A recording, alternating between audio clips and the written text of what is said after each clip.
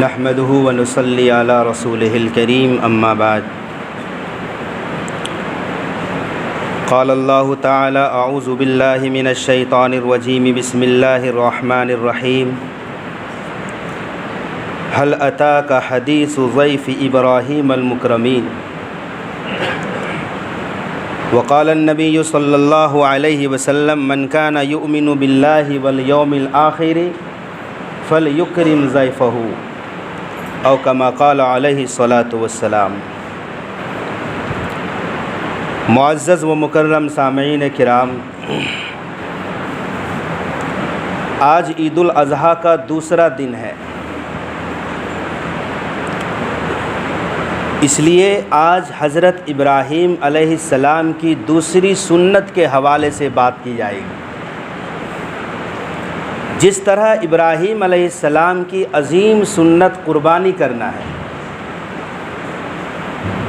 تو ابراہیم علیہ السلام کی ایک اور سنت ہے جسے ہم اور آپ اکثر بھول گئے ہیں۔ وہ سنت کیا ہے کہ ابراہیم علیہ السلام سب سے بڑے مہمان نواز تھے۔ دنیا کا سب سے پہلا مہمان نواز حضرت ابراہیم خلیل اللہ علیہ السلام ہے۔ آپ کے بارے میں کہا جاتا ہے کہ بغیر مہمان کے کھانا تناول نہیں فرماتے تھے۔ اتنی اہمیت تھی کسی مہمان کی آمد کے بارے میں۔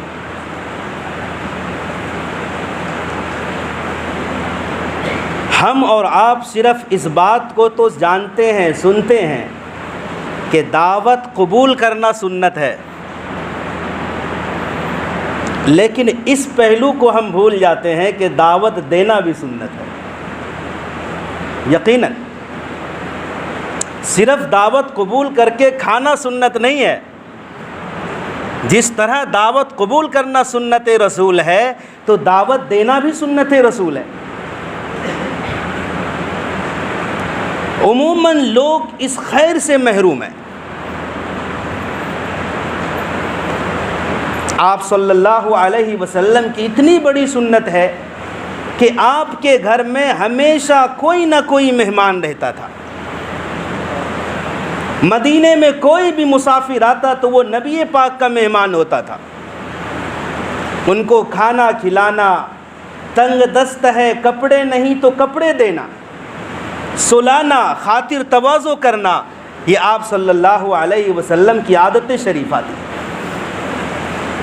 پھر وہ صفہ چبوترا جو مسجد نبوی میں واقع ہے، جس چبوترے پر بیٹھ کر صحابہ کرام مصطفیٰ سے دین سیکھتے تھے، کم و بیش 70 سے 80 کی تعداد رہتی تھی ان لوگوں کی۔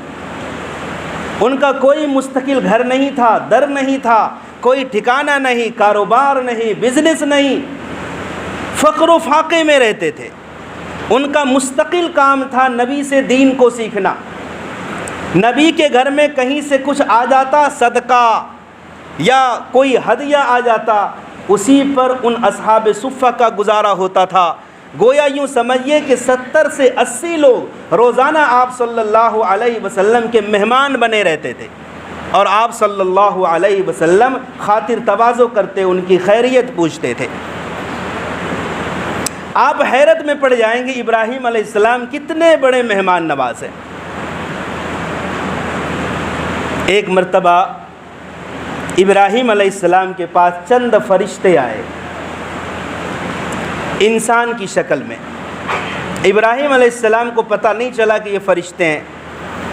ابراہیم علیہ السلام کی یہ عادت تھی کہ آنے والا اجنبی ہے یا آنے والا معروف شخصیت ہے، جان پہچان کا آدمی ہے، ابراہیم علیہ السلام کو اس سے کوئی مطلب نہیں تھا، بس مہمان ہے، وہ کس ذات کا ہے، کس دھرم کا ماننے والا ہے، کس قبیلے کس خاندان کا ہے، کوئی بھی رہے، ابراہیم علیہ السلام ایک ہی چیز کو دیکھتے تھے کہ یہ ہمارا مہمان ہے۔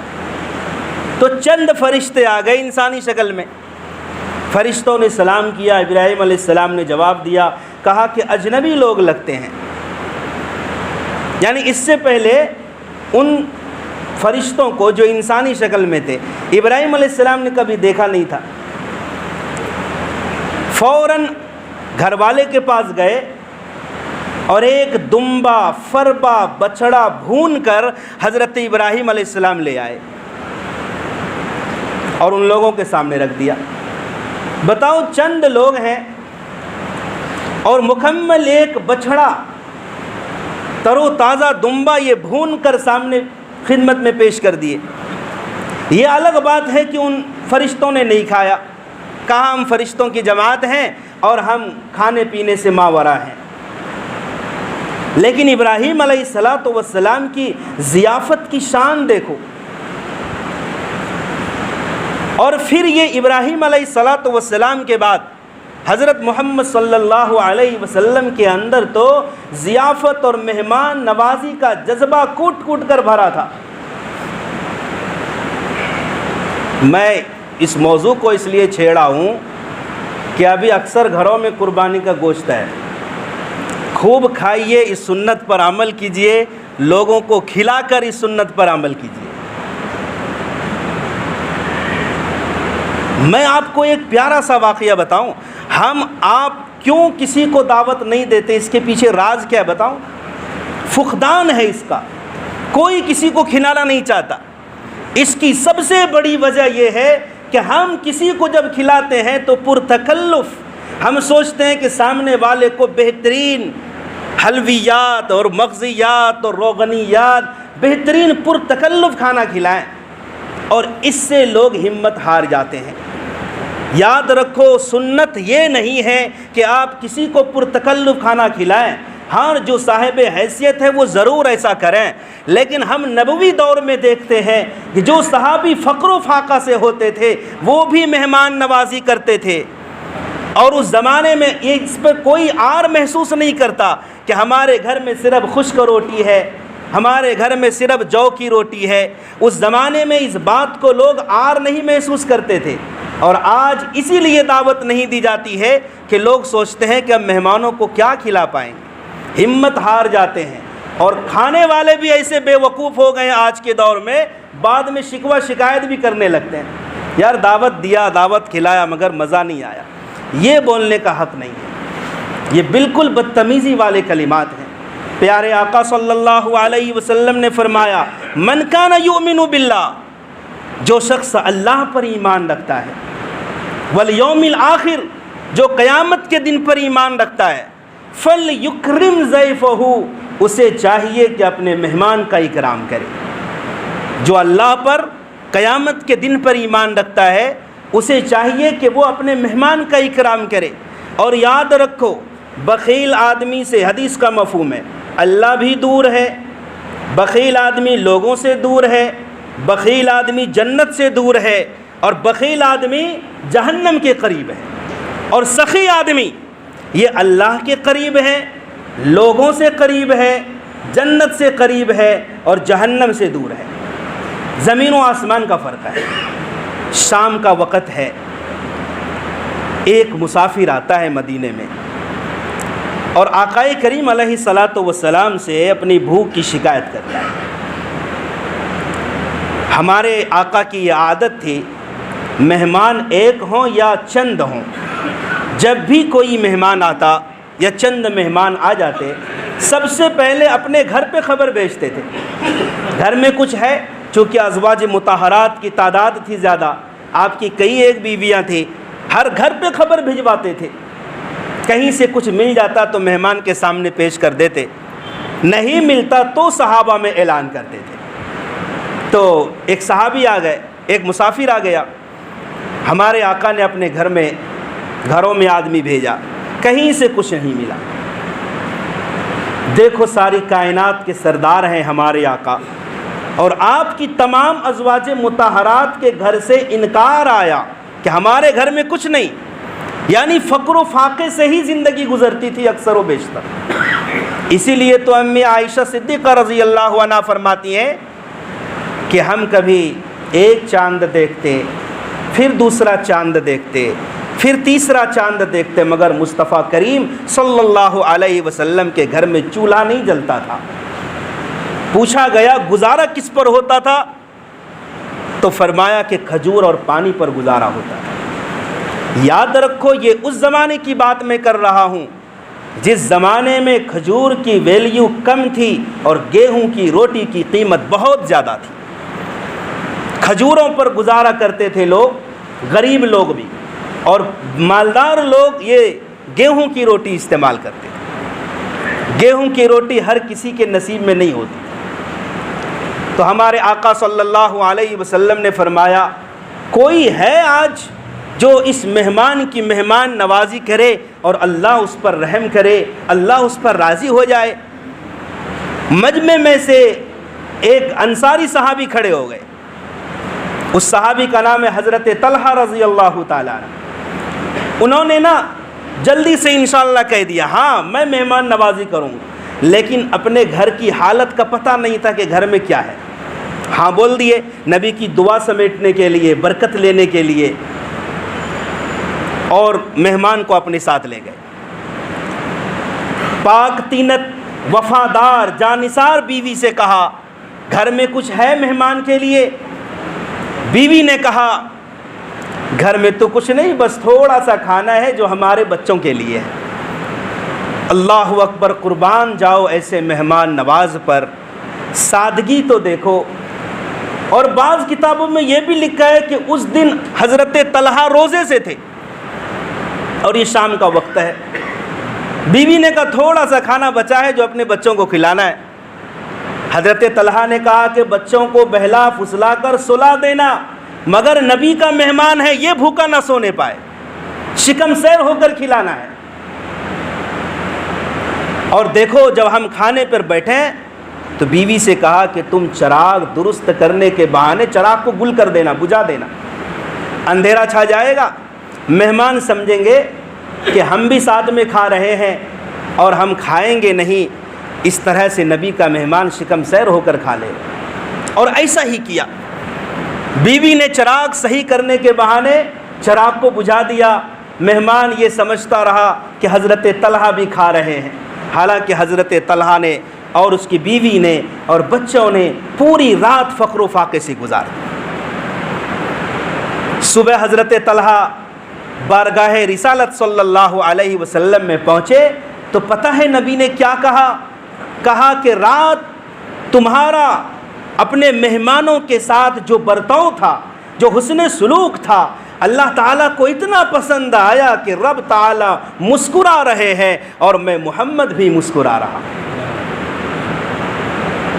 بتاؤ ایسی سادگی اگر کسی کے اندر آ جائے، دعوتوں کے اندر، کھلانے پلانے کے اندر، تو کوئی اس کو آر اور بوجھ محسوس نہیں کرے گا. ہر کوئی کھلا کر سنت رسول ادا کر سکتا ہے، ہر کوئی کھا کر سنت رسول ادا کر سکتا ہے. میرے بھائیو دوستو بزرگو، ایک ایسے ہی بڑا دلچسپ واقعہ سنن ترمذی کے اندر ہے. ایک مرتبہ ابو بکر صدیق دوپہر کی دھوپ میں مسجد نبوی پہنچی تو ساتھ حضرت عمر فاروق بھی پہنچ گئے. تو حضرت عمر نے کہا کہ اس وقت کہاں؟ ابو بکر صدیق نے کہا خدا کی قسم بھوک کی بیتابی سے نکلا ہوں.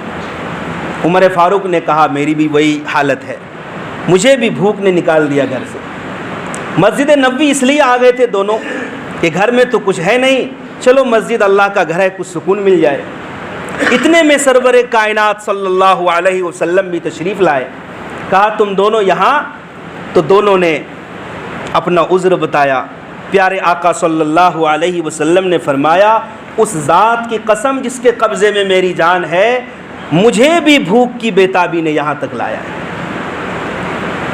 دیکھو کائنات کی سب سے عظیم ہستی، اور پھر امت میں جو سب سے بڑی شخصیت ہے ابو بکر صدیق، عمر فاروق، یہ ہمارے نبی کے دو وزیر ہیں جو آج بھی نبی کے روضے میں آرام فرما رہے ہیں. دنیا سے انہوں نے کچھ حاصل نہیں کیا، کچھ بھی حاصل نہیں کیا، فقر و فاقے میں مستی میں زندگی گزار دی، دنیا کی لذتوں سے ناآشنا رہے. بہرحال ہمارے آقا نے فرمایا دونوں اٹھو اور چلو ابو ایوب انصاری کے یہاں چلتے ہیں. ابو ایوب انصاری مدینے والوں کا یہ معمول تھا کہ گرمی کے دنوں میں کھجوروں کے باغات میں اپنا چھوٹا سا گھر بھی بناتے تھے. تاکہ کھجوروں میں محنت بھی کریں اور وہاں آرام بھی کر لیں۔ تو تقریباً مدینے والوں کے 2 گھر ہوا کرتے تھے، ایک مدینے بستی کے اندر، ایک کھجور کے کھلیانوں میں۔ تو ہمارے آقا صلی اللہ علیہ وسلم دونوں کو لے کر ابو ایوب انصاری کے اس مکان میں پہنچے جو کھجوروں کے کھلیان میں تھا۔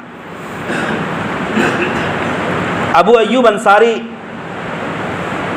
یہ بڑے قسمت والے صحابی ہیں، اور ام ایوب ان کی بیوی، جنہوں نے تقریباً 6 سے 7 مہینے تک ہجرت کے بعد شروع میں ہمارے آقا صلی اللہ علیہ وسلم کی زبردست مہمان نوازی کی۔ عادت تھی ان کی، اور کبھی کبھی ہمارے آقا ویسے بھی پہنچ جاتے تھے۔ تو اس مرتبہ جب پہنچے تو ابو ایوب انصاری اپنے کھیتوں میں کام کر رہے تھے، تو ان کی اہلیہ تھی ام ایوب، دیکھا کہ ہمارے آقا ہیں، ابو بکر ہیں، عمر ہیں، خوش آمدید کہا، آپ کا آنا خوش آمدید ہے، آپ تشریف لائیے، آپ آ گئے، کیا ہی اچھا ہوا، ویلکم کیا۔ تینوں بیٹھ گئے۔ تو ہمارے آقا نے پوچھا کہ ابو ایوب کہاں ہیں؟ تو یہ جو باتیں ہو رہی تھی ابو ایوب سن رہے تھے۔ دیکھا کہ ہمارے گھر پہ ہمارے آقا آ گئے، اللہ کے نبی آ گئے، فوراً بھاگتے ہوئے کھجور کا ساتھ میں خوشہ بھی توڑ کر لائے۔ اس کھجور کے خوشے میں خشک کھجوریں بھی تھی، تر کھجوریں بھی تھی، اور نیم پختہ کھجوریں، ادکچری کھجوریں بھی تھی، اور لا کر ہمارے نبی کے سامنے رکھ دیے۔ ہمارے نبی نے فرمایا، ابو ایوب ہمارے لیے چھانٹ کر چن چن کر پکی پکی کھجوریں لاتے، یہ کیا اس میں تو خشک کھجوریں بھی ہیں، پکی بھی ہیں، ادکچری بھی ہیں۔ ابو ایوب انصاری نے کہا، یا رسول اللہ، بات یہ ہے کہ میرا دل چاہا کہ آپ کے سامنے ہر طرح کی کھجوریں پیش کر دوں۔ کبھی آدمی کو ادکچری بھی اچھی لگنے لگتی ہے، کبھی پکی اور خشک بھی اچھی لگتی ہے۔ پھر عرض کیا، یا رسول اللہ، ابھی ہم آپ کے لیے ایک جانور بھی ذبح کرتے ہیں، بکری کا ایک بچہ ذبح کریں گے۔ ہمارے آقا نے فرمایا، مگر وہ جانور ذبح مت کرنا جو دودھ والا جانور ہو۔ تو بہرحال ایک بکری کا بچہ ذبح کیے، آدھے گوشت کا سالن بنایا اور آدھے کو بھون لیا، اور بیوی سے کہا کہ تم بہترین روٹی بناتی ہو، لہٰذا تم آٹا گوندھ کر روٹی بنانا شروع کرو۔ بہترین شاندار دعوت ہوئی، ہمارے آقا کے سامنے لا کر حضرت ابو ایوب انصاری نے پیش کیا۔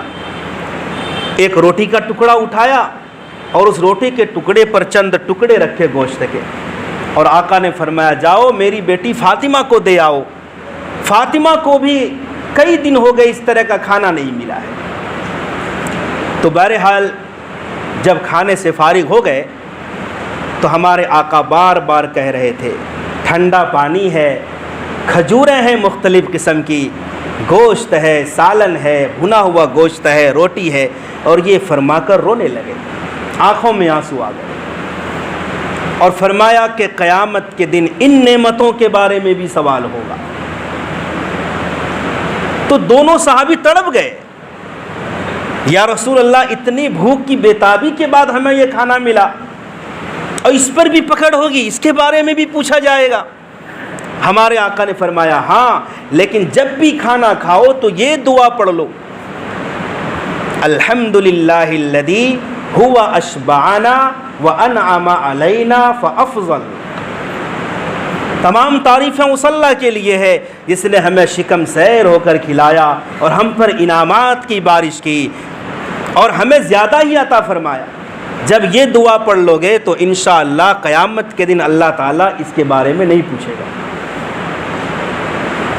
تو بہرحال حضور پاک صلی اللہ علیہ وسلم کے دور میں کچھ اس طرح کی مہمان نوازی ہوتی تھی، لوگ کھلاتے تھے ہمارے آقا کو، اور ہمارے آقا اس کا بدلہ بھی دیا کرتے تھے۔ لیکن صحیح بات یہ ہے، ہم اور آپ اگر کسی کو کھلا دیں تو شکریہ، جزاک اللہ اور تھینک یو، ان تمام کلمات سے مبرہ ہو کر کھلانا چاہیے۔ معلوم ہے سورہ تحریم کے اندر، سورہ دہر کے اندر اللہ تعالیٰ نیک بندوں کی صفات کے بارے میں کیا بتایا ہے؟ وَيُطْعِمُونَ الطَّعَامَ عَلَى حُبِّهِ مِسْكِينًا وَيَتِيمًا وَأَسِيرًا۔ اللہ کے نیک بندے اللہ کی محبت میں غلاموں کو، قیدیوں کو اور یتیموں کو کھانا کھلاتے ہیں، اور ساتھ کیا کہتے ہیں کہ ہم تم سے نہ کسی بدلے کے خواہش مند ہیں اور نہ ہی شکریہ کے، انما نطعمکم لوجہ اللہ لا نرید منکم جزاء ولا شکورا۔ ساتھ یہ کہتے ہیں کہ ہم تمہیں اللہ کی رضا کے لیے کھلا رہے ہیں، نہ اس کا ہمیں بدلہ چاہیے نہ شکریہ چاہیے۔ کیا پتہ چلا؟ یہ اللہ کی رضا کے لیے اگر کھلاؤ گے تو ثواب ملے گا، اور لوگوں سے بدلہ کی توقع رکھیں گے کہ ہم کھلائیں گے تو اسے بھی کھلانا پڑے گا، یہ بدلہ نہیں چلتا ہے۔ اللہ کی رضا کے لیے اللہ نے دیا ہے تو ثواب کے حصول کے لیے، مغفرت کے لیے، اللہ کی تبارک و تعالیٰ کی خوشی کے لیے اور لوگوں کی خوشی کے لیے کھلا دو، چاہے سامنے والا ہمیں دعا دے، شکریہ کہے، جزاک اللہ کہے یا نہ کہے، یہ ہمارا کام نہیں ہے، ہمارا کام ہے اللہ کی رضا کے لیے کھلانا۔ یہ چند کلمات تھے، امید ہے کہ انشاءاللہ اس سنت پر بھی عمل ہوگا۔ اللہ تعالی ہمیں اور آپ کو کہنے سننے زیادہ عمل کی توفیق عطا فرمائے۔